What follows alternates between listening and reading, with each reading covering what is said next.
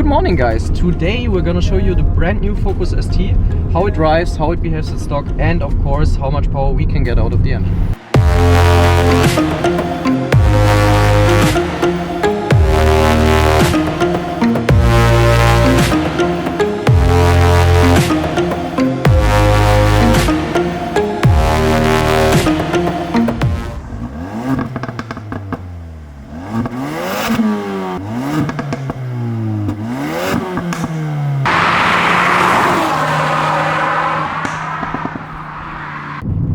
So first of all, a big thanks to our partner Car Focus, who provided us with the brand new Focus ST just a few days after release, which is just really great.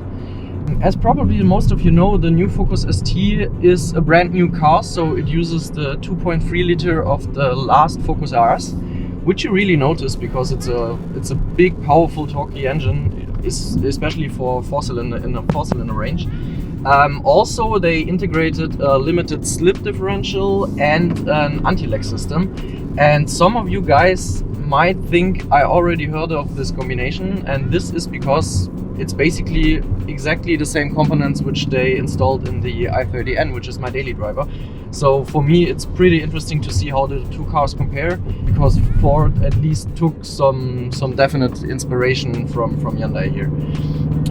Yeah, so while the car is quite sporty in stock, of course, we know what the engine is capable of in the Focus RS, for example, where it has 350 horsepower.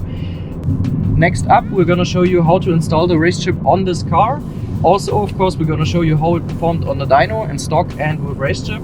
And afterwards, I'm going to do a short driving review of the car, and we head to the Autobahn to do the acceleration run stock and with tuning.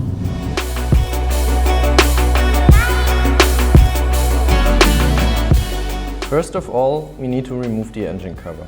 To do so, we need to remove one screw in the top left corner. After that, pull the cover away. Then we are connecting connector A to the turbo boost pressure sensor, which is in the front part of the engine, right under this tube. To deattach the sensor plug, hold down the white locking tab and pull back. Next, we need to get the RaceChip connection harness into place. Plug the male end directly into the OEM sensor and plug the male end of the original sensor plug into the female end of the RaceChip connection harness. Next, we are moving connector B to the manifold pressure sensor, which is located right above the turbo boost pressure sensor from connector A. Again, unplug the sensor by pulling back on the white locking tab. Now we take connector B of the RaceChip harness and bring it into position. Once again, plug the male end of the RaceChip harness into the OEM sensor. And plug the male end of the sensor plug into the female end of the RaceChip connection harness. After that, we secure the RaceChip cable harness with zip ties on existing cables.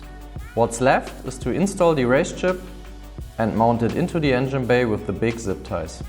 Make sure that you stay away from any extreme heat sources. This place at the battery box is perfect to mount the RaceChip. Of course, this is just a suggested location and you can mount it at any safe location inside the engine bay. And now we are strapping the car onto our dyno to see how much power we can get out of it.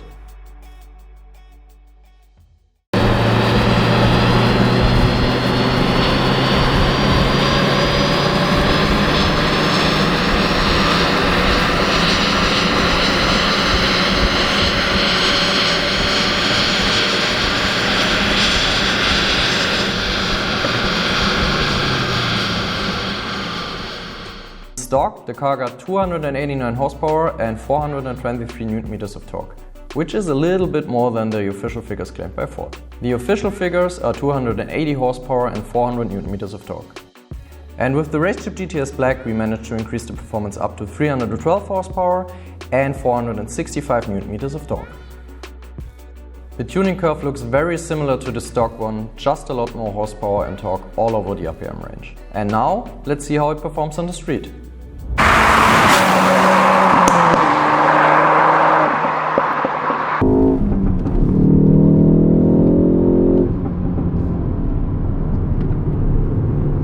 Okay, so back to the interior of the Focus ST while driving it on the road. I just wanted to give you a few short impressions about the car, how it behaves, especially with performance increasement. And you really have to say the performance increasement transforms the car. It's like, it is a fast stock car, no question. but with performance increasement you really get a feeling of how the next Focus RS might be.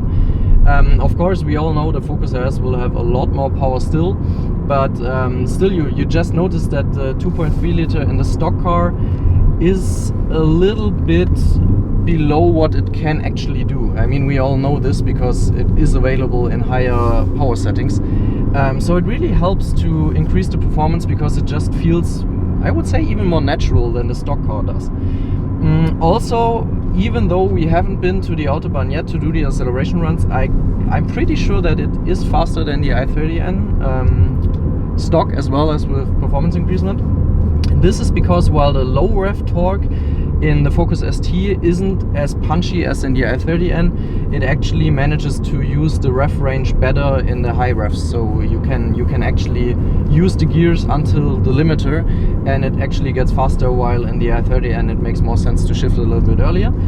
Also, as I mentioned earlier, the electronic limited slip differential and the auto-lag system, which is basically exactly the same which you have in the i30N, it really pays off, and you can actually really compare it to the i30N, because if you think back about 10 years and you think about a sporty front-wheel driven car, they were quite good, yes, but still they had a lot of understeering in corners, and you just had major disadvantages to a rear-wheel drive or an all-wheel drive car.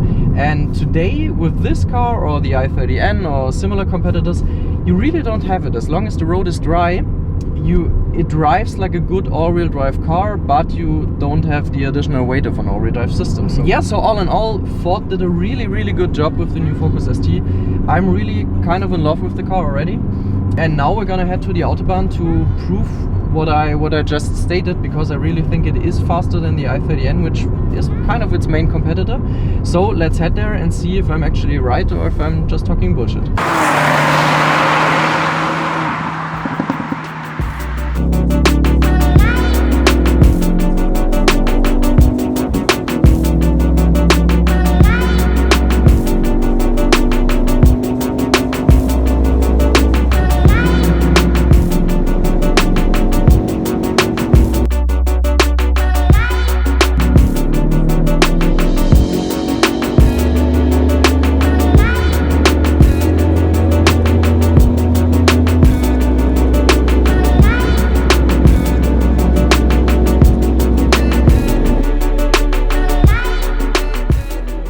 We just returned from the Autobahn. Actually, the car was even faster than we expected. While it did a 15.4 in stock, which is around what you would expect for a car like this with this horsepower numbers, it did a 13.4 with tune, which is 2 seconds faster, which is quite a lot in this performance league.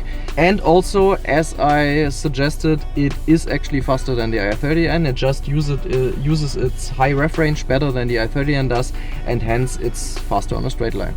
So all in all, I can only repeat, Ford did a really good job with this car, and we can all only look forward to the Focus RS, which will be even faster in stock, and of course even a way faster with RaceChip performance increasement. So this is it for this car.